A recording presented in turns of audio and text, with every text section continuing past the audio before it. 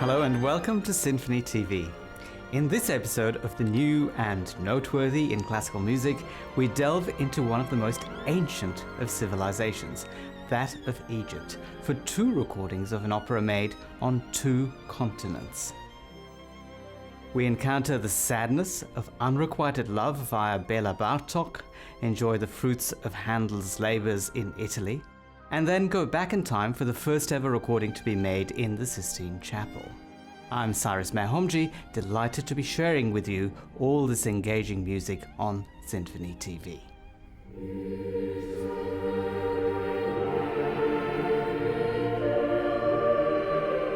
The Sistine Chapel, it's been shrouded in mystery. Countless films and novels, including best-selling spy thrillers by Dan Brown. But this recording is about the sanctity of the Sistine Chapel. It boasts the world's oldest choir. But what do they sound like in the chapel itself? And how can you get to keep a piece of it? Now, for the first time, it's opened its doors to recording engineers.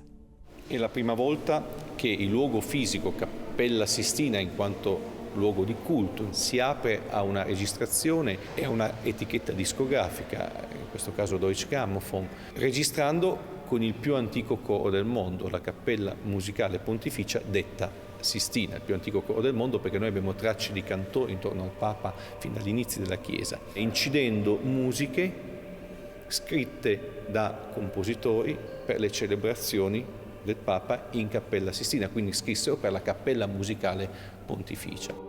The producer for this recording, granted entry into the Vatican's hallowed halls, is the legendary Anna Barry, who has produced a raft of award-winning recordings for Philips Classics. Included on the album entitled Cantate Domino is music by Palestrina. It's always amazing to come to a place for the first time, but to the Sistine Chapel to record when you know that this is the first time there has been a studio recording in the chapel is an overwhelming privilege. And every time I walk in, I think, is this real? Are we really here? Can we really be recording in the Sistine Chapel? It's extraordinary.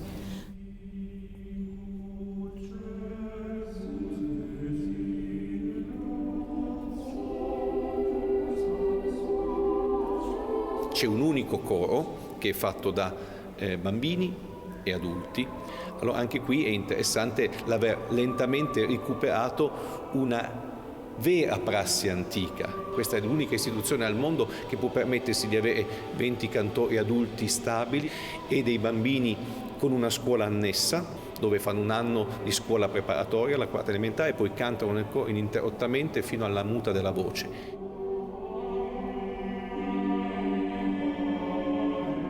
The boys are wonderful.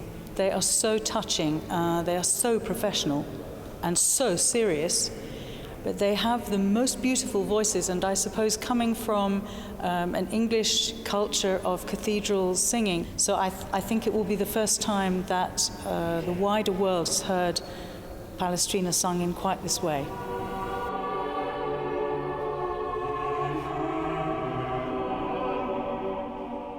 Sì, cantiamo tutti i giorni noi del coro, ci divertiamo tantissimo. Poi il maestro fa delle battute, ridiamo tutti insieme, ci divertiamo molto. La musica è molto bella, esprime molti sentimenti, è rivolta a Dio, è come se mi parla nell'anima. Also included is the original version of Allegri's Miserere, music that Mozart reputedly wrote down from memory after hearing it in this very place, the Sistine Chapel. Like all great music, it serves more than only a religious purpose. It's music for meditation and for contemplation. And I truly love the resonance, the spacious acoustic in which it has been recorded.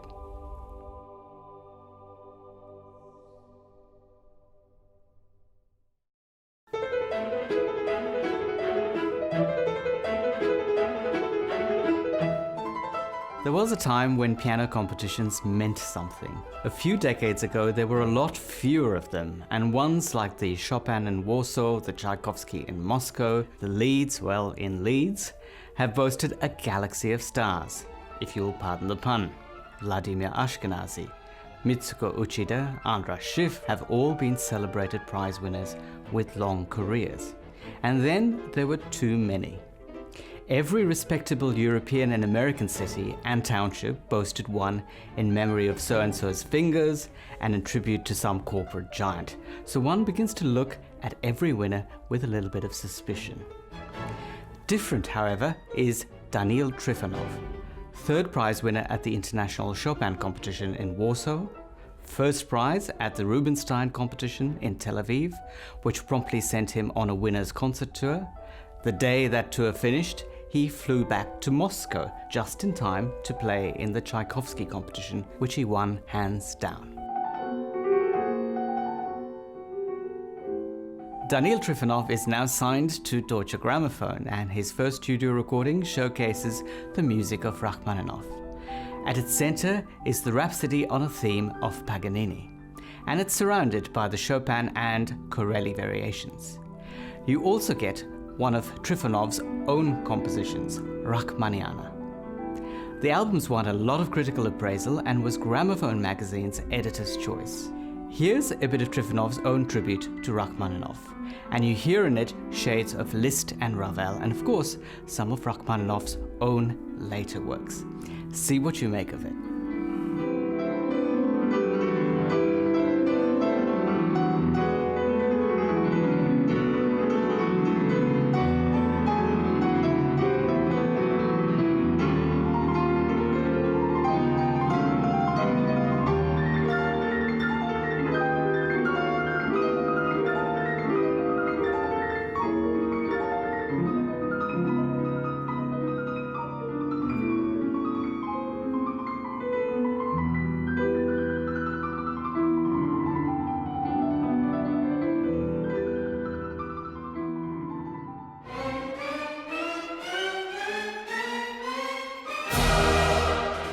For almost 30 centuries, ancient Egypt was the preeminent civilization in the Mediterranean world.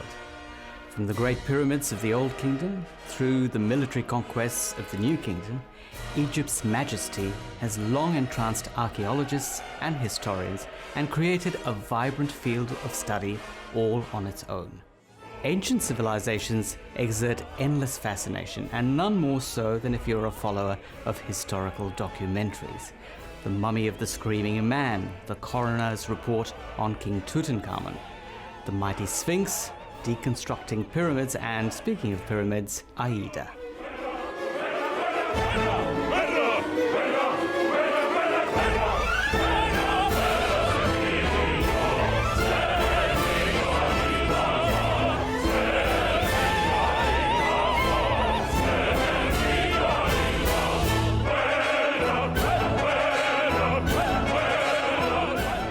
In April 2014, Opera Australia staged its annual opera on the Sydney Harbour, complete with fireworks and camels.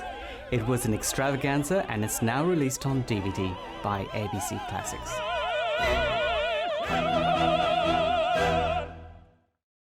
Meanwhile, for Warner Classics in Rome, Antonio Pappano was busy directing a very rare beast these days, a studio recording of a complete opera.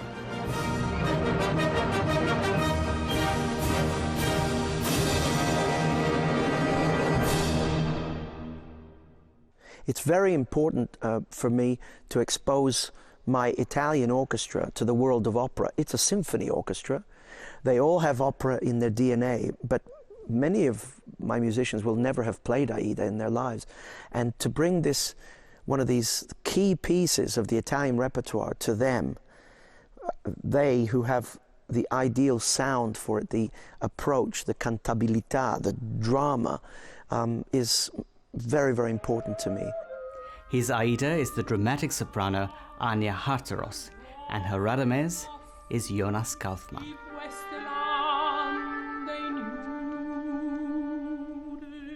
Meiner Meinung nach ist das eine ganz, ganz lyrische Rolle, sehr lyrisch. Also im Grunde das Lyrischste, was ich gesungen habe von Verdi. Die Dramatik, die kommt durch die ganzen äußeren Umstände. Wir sind im Krieg. Aida muss ihre Identität verstecken. Sie ist unterdrückt als Sklavin. Ja, dass sie sich eigentlich gar nicht frei fühlen kann.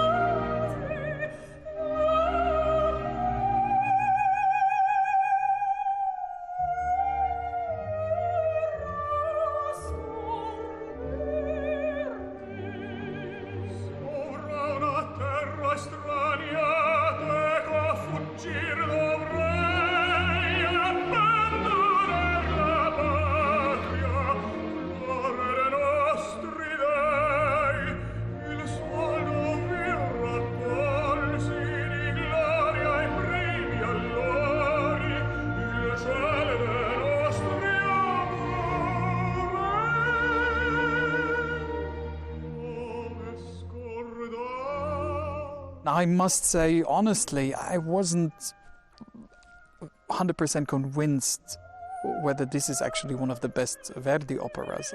I was a little bit skeptical when I started studying it, and I discovered so many beautiful things, so many fantastic phrases in it, that of course then I was very keen on actually recording it. But I have to say, I wondered all the time what kind of a tenor Verdi had actually in mind, because there are so many different colors you need for this part.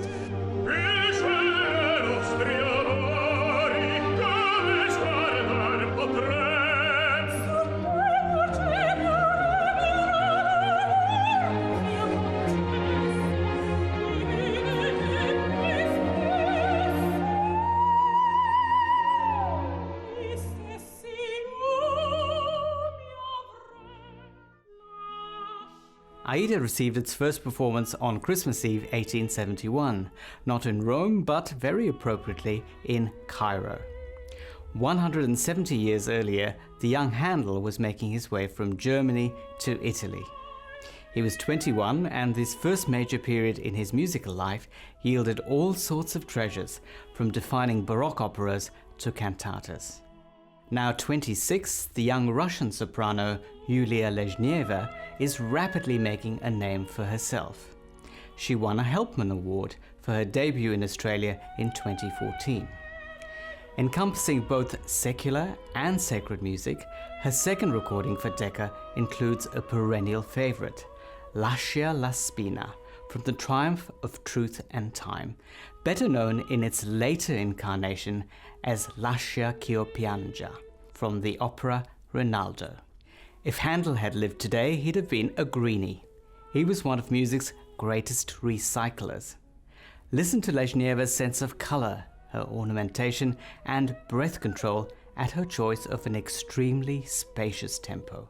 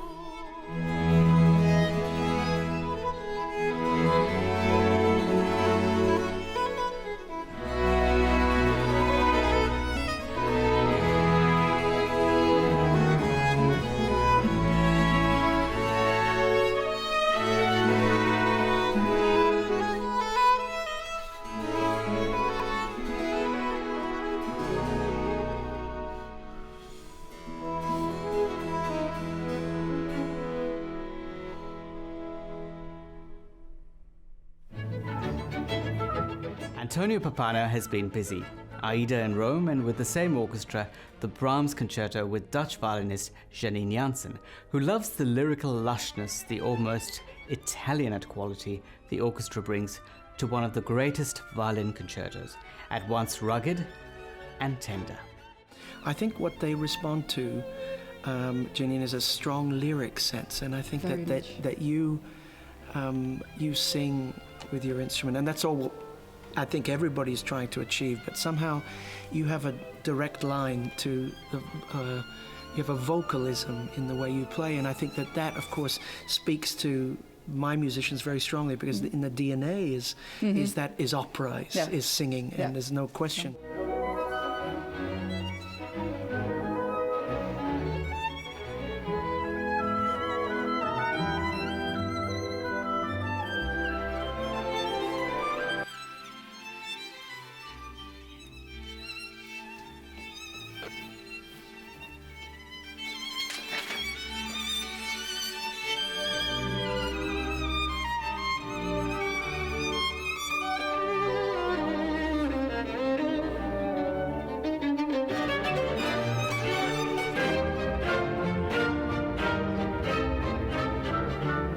I feel a tremendous sense of responsibility. You know, you come into a pantheon, you know, of all the recordings, and there must be hundreds of recordings of the Brahms violin concerto.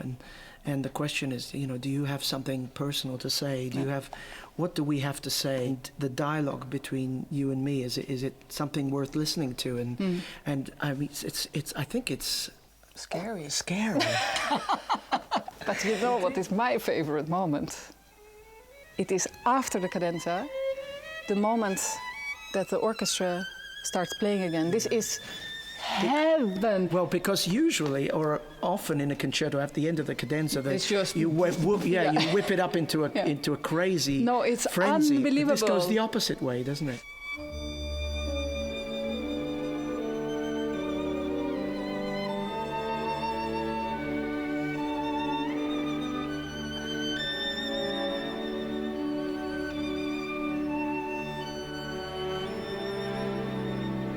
It is scary. It's a big thing to record this, but wonderful. What a piece. The coupling for the concerto is Bartók's first, a piece the Hungarian composer wrote for Steffi Geyer, whom he ultimately ditched. The Travails of Unrequited Love. That was a discovery for me, Bartók one, and but I've really become so enamored of that piece and the story behind the piece. And he wrote it for somebody who was really Steffi Geyer. He was madly in love with her. Yes. But she did not love him back. And the piece was hidden for a long time. Yes, she didn't play it. She didn't want to play it. I think she hid it in her drawer, and only much later, I think in the 50s, exactly, it was premiered. But it's a great piece, and of course the first movement is supposed to be, I mean, the four first notes, this that is the leitmotif of Steffi Geyer.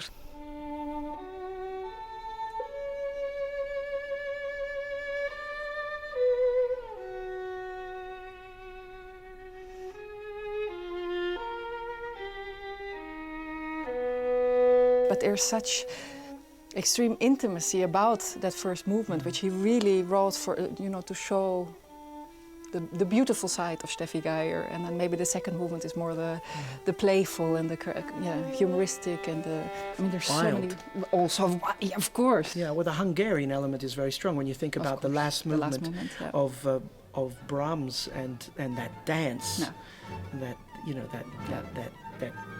Zigeuner, the gypsy feeling, and of course there's quite a bit of that, not necessarily, well, yes, in the dance elements in the second movement of Bartók, but also in this somehow earthiness. Don't you feel that? Yeah, very much.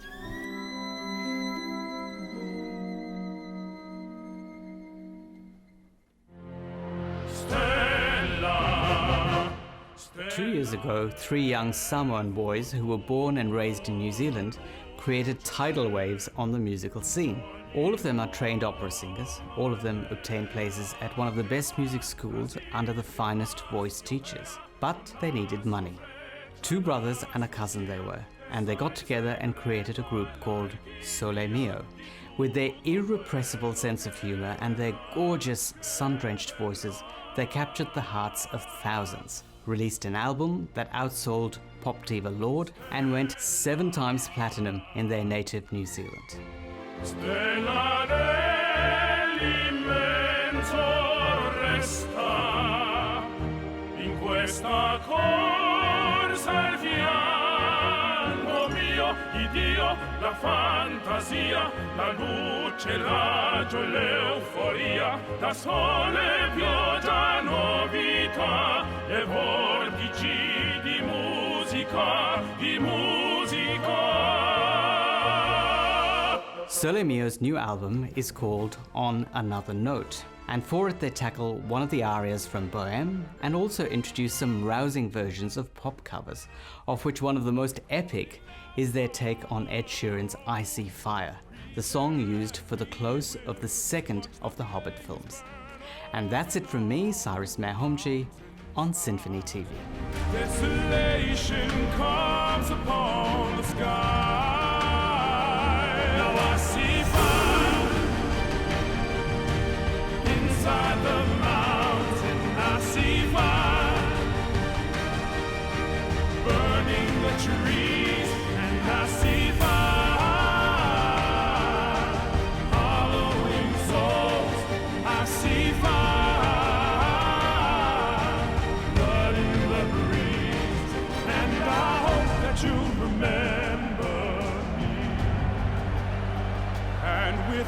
shadow upon the ground. I hear my people screaming now. Now I see fire. I see fire inside the mountain. I see fire.